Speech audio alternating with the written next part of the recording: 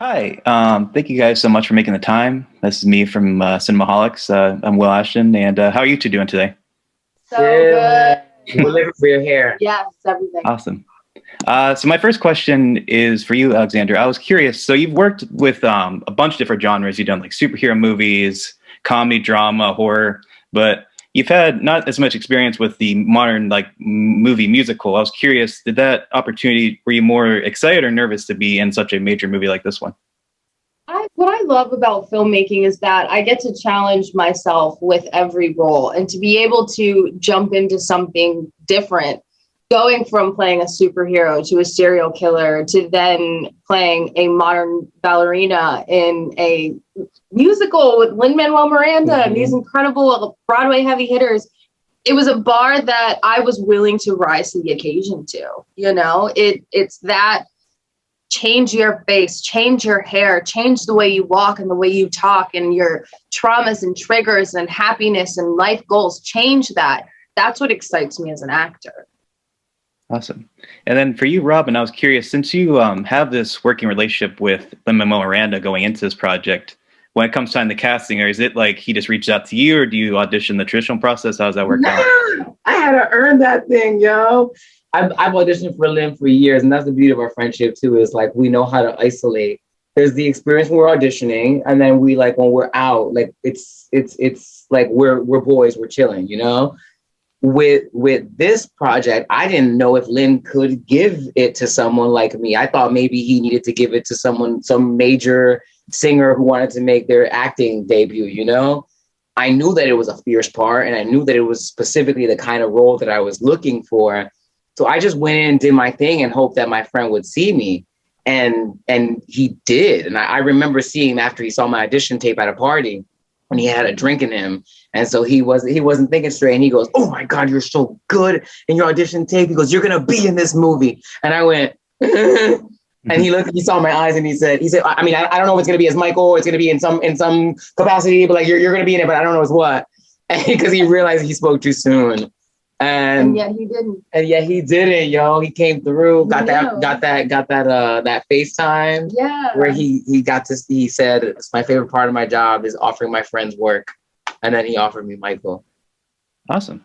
And Alexander, I was going to ask you then, as a first-time filmmaker, what are some choices that Lynn made that were exciting or interesting to you that you didn't expect going into the project?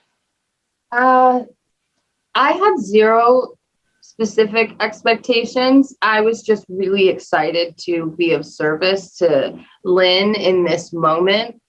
He blew me away when it comes to the energy that he maintains and holds on set, specifically with his cast and his crew.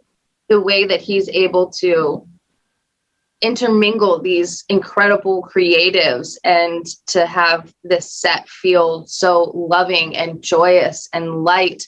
That's not something that is easy to do, whether it's your first time directing or you've been directing since you were, 10 years old or whatever. Like, he is so brilliant in that way that he really is able to maintain that energy for everyone. And I was just so grateful to be able to be a part of that.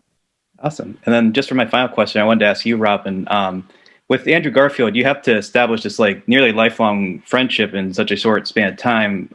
As actors, how did you kind of find that camaraderie together?